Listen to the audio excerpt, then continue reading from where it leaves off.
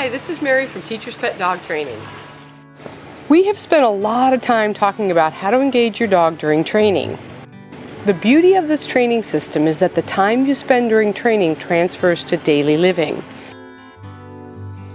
Today I want to talk to you about how to address a problem behavior you may experience with your dog. This could involve jumping, barking, nipping, digging, or other behaviors you don't want your dog to do. First, I want you to think about why your dog may be performing those behaviors. Dogs do things that are reinforcing, meaning doing them feels good to the dog or the dog receives a benefit from doing it. I have Dagus who loves to jump up when greeting new people. The attention he receives from the person, eye contact, a touch, or a perceived playful response, such as pushing away, reinforces the behavior to jump. In order to address the problem, I need to think about a solution. What do I want Dagus to do instead of jumping? Then I need to reinforce that behavior. I would like Dagus to sit instead of jump. I also recognize that Dagus is a very athletic dog, and I like it when he jumps into my arms. But I like it when it's on command.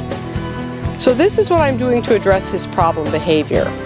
I start with the end behavior and use back chaining as a training method. I want Dagus to jump into my arms, so I practice this behavior by saying, jump.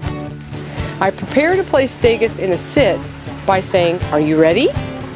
Then I say the command, sit.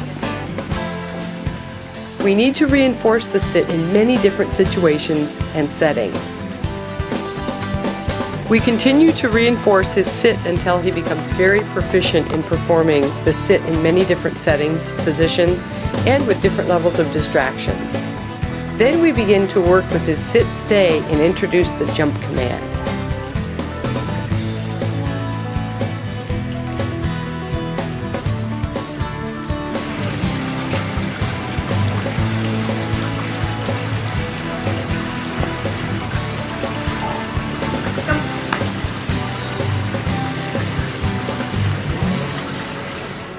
I know it may seem counterintuitive to train Dagus to jump when it is a problem behavior, but what I'm actually doing is training Dagus to control his jumping, which is a natural behavior for Dagus, by having him perform it on command.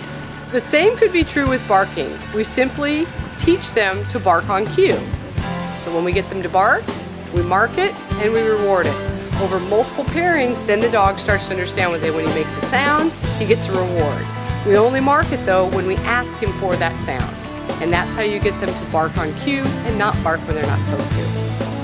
In time, Dagus will be trained to sit when greeting me and guests, but only jump when given permission to do so. The key to addressing problem behaviors is to think about why the behavior is reinforcing to the dog and find an alternative behavior that can be reinforced as a replacement behavior. I hope these tips help. Go out, have some fun with your pup, they'll love you for it.